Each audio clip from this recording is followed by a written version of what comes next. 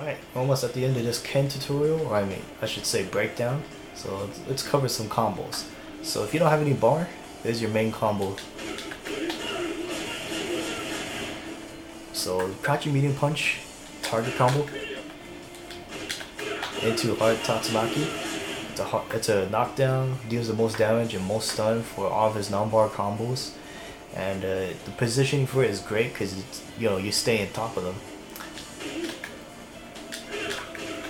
You can alternatively do it into a Shoryuken, but it deals less stun, same damage, but the position is a little less worse, I guess, when you're doing it outside of a combo. So just keep that in mind. Let's see. Alternatively, from the crouching medium punch, you can go into standing light kick. You want to use this if you feel like your target combo is not going to reach, because after all, it does have very short reach, right? So you can use this if you feel like the target combo is not going to hit. It's a little safer, I suppose. Alright, his other combo option is the line breaker target combo into DP. You want to use this when you feel like you can't get the crouching medium punch into the whole target combo. Alright, if you want to use one bar and you have the opponent in the corner, go into a light Tatsu after the target combo. Sorry about that. There we go. But outside the corner, you want to use this target combo, medium Tatsu into EXDP. Keep in mind this combo does not work in the corner, so let me show you that real quick. And the reason it doesn't work in the corner is because it's the hit stun and the distance between you and the opponent. They're too close, so I think the Tatsu sort of messes up the hitbox and the juggle state, whereas outside the corner, like I guess they're a little further away, so somehow it does make it connect. I don't know, I'm not a scientist or engineer in this game, but I'm just letting you know. So that way if you try to use it in the corner, you're like, what? So you told me the wrong thing. But yeah. V-trigger hit confirm combos, I can show you a little bit of those. But if you want to learn way better combos, this is not the video. Look up a combo video for Ken. Oops, sorry about that.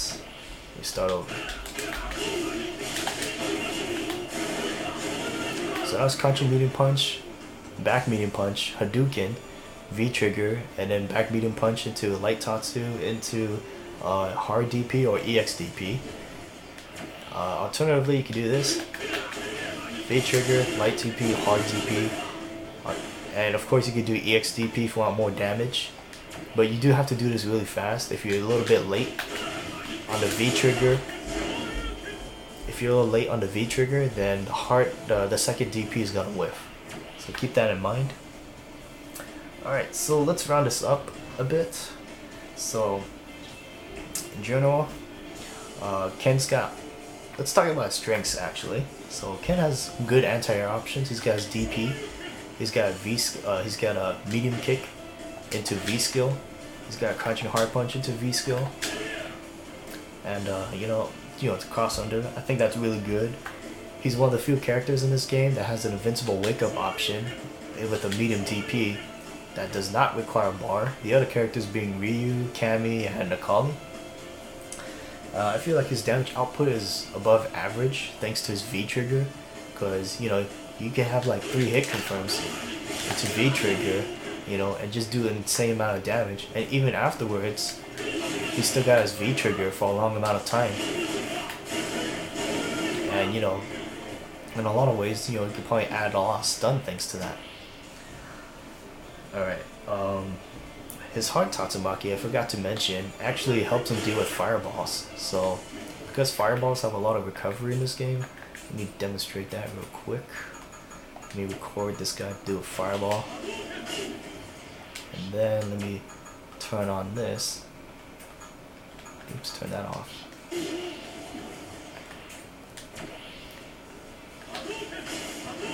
Oops. There we go. Another way you can go through fireballs. I didn't do a really good demonstration of that because I wasn't prepared for it, but it is there if you want to know about it. Another way to do a fireball is this EXDP. which launches. Not EXDP, is EX Tatsumaki. Sorry about that. EX Tatsumaki, which you can do at air resets into V skill into whatever you want.